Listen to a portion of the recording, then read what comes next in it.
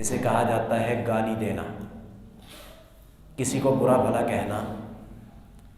ہماری محفلیں نہیں سجتی، گفتگو کے اندر لطف اور مزہ نہیں آتا جب تک ہم کسی کو گالی نہ دے لیں۔ گالی کا مطلب ہے ہر گندا کلام، ہر گندی گفتگو، کلو کلام قبیح ہے، ہر بری گفتگو کا نام گالی ہے۔ اور اہل لغت نے ایک اور تعریف بھی کی ہے۔ گالی، اس کا مطلب اور مفہوم یہ بیان کیا گیا ہے، یعنی ایسی زبان استعمال کرنا جس کی وجہ سے ایک مسلمان کی عزت کو بے آبرو کیا جائے۔ یہ ماؤں بہنوں کی عزتوں کو پامال کیا جاتا ہے، باپ کو گالی دی جاتی ہے، بھائیوں کو گالیاں دی جاتی ہیں۔ ہمارے ہاں تو مسلمانوں کی عزت نہ ہونے کے برابر ہے۔ جناب رسول اللہ صلی اللہ علیہ وسلم نے بیت اللہ کو مخاطب کر کے فرمایا تھا، بیت اللہ تیری عظمت اور شان بڑی ہے، لیکن میں کیا کروں، تجھ سے بڑھ کے ایک مسلمان کی عزت ہے۔ سلسلہ احادیث صحیحہ میں یہ بات موجود ہے۔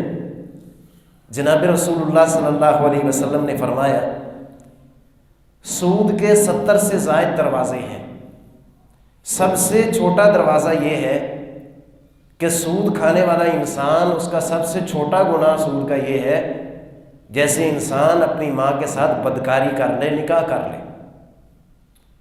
یہ سب سے چھوٹا گناہ ہمیں اتنا بڑا نظر آ رہا ہے، آپ اندازہ لگا سکتے ہیں سب سے بڑا گناہ کتنا بڑا ہوگا۔ فرمایا سب سے بڑا گناہ یہ ہے کہ مسلمان کی عزت کو بے آبرو کیا جائے۔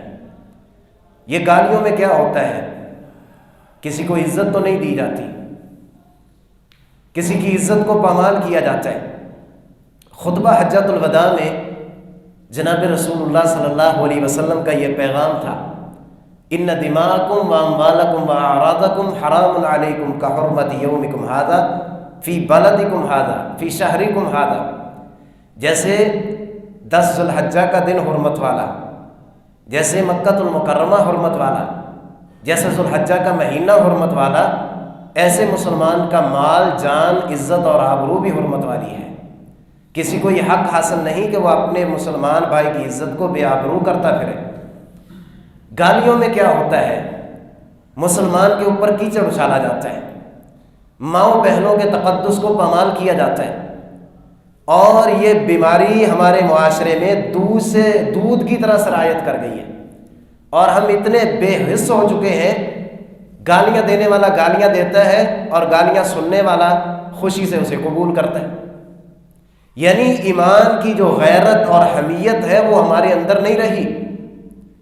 یہ بہت بڑا جرم ہے، گناہ کا آغاز گالی ہے، ابتدا گالی سے ہوتی ہے، مذاق مذاق میں گالی دی جاتی ہے، معاملہ اس سے آگے بڑھتا ہے، قتل و غارت تک پہنچتا ہے، گھروں کی لڑائیاں ہوتی ہیں، خاندانوں کی لڑائیاں ہوتی ہیں، قتل و غارت ہوتی ہے، گھر اجڑتے اور ٹوٹتے ہیں گالیوں کی وجہ سے۔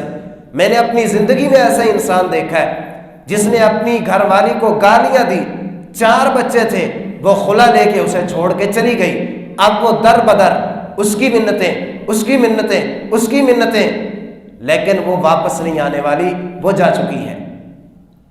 جناب رسول اللہ صلی اللہ علیہ وسلم نے ایمان والے انسان کی نشانی بیان فرمائی۔ مختصراً بات کرنا چاہتا ہوں، قلیل وقت میں اپنی بات کو مکمل کرنا چاہتا ہوں۔ فرمایا مومن کی نشانی یہ ہے کہ یہ کم بولتا ہے، مختصر بات کرتا ہے، جامع بولتا ہے، اچھی گفتگو کرتا ہے، پہلے بول کو تولتا ہے پھر بولتا ہے، یہ بغیر تولے اور بغیر سوچے سمجھے نہیں بولتا۔ آپ یہاں ایک بات کی طرف میں اشارہ کروں گا، شیطان نے ایک موقع پہ کہا تھا انا خیر منہ، سوچا نہیں میں کیا کہنے لگا ہوں، قیامت تک کے لیے نہیں ٹھہرا، مردود ٹھہرا۔ وہ تو ایک جملہ بولے اور اللہ کی بارگاہ سے دھتکار دیا جائے، ہم دن میں، گھنٹے میں، منٹوں اور سیکنڈوں میں کتنے ایسے جملے بول جاتے ہیں جو اللہ تعالیٰ کو ناراضگی کا سبب کرنے والے بن سکتے ہیں۔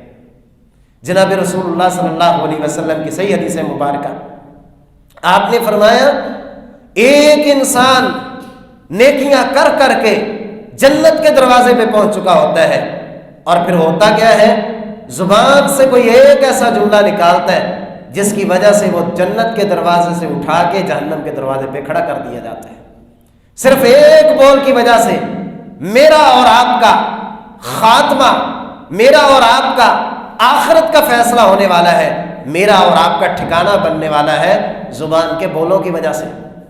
میدان محشر میں نام اعمال دو طرح ہمیں دیا جائے گا، ایک تو ویڈیو کی شکل میں پکڑایا جائے گا، اقرأ کتابک کفی بنفسک اليوم علیک حسیبا، اور دوسرا فاما من اوتی کتابہ بیمینہ فیقول ہاؤم اقرؤوا کتابیہ، ہاتھوں میں رجسٹر پکڑا دیے جائیں گے۔ وہ رجسٹر کیسے بنیں گے؟ ما یلفظ من قول الا لدیہ رقیب عتید کراما کاتبین یعلمون ما تفعلون، یہاں کرامن کاتبین بیٹھے ہوئے میں جو بول رہا ہوں وہ اسے نوٹ کر رہے ہیں۔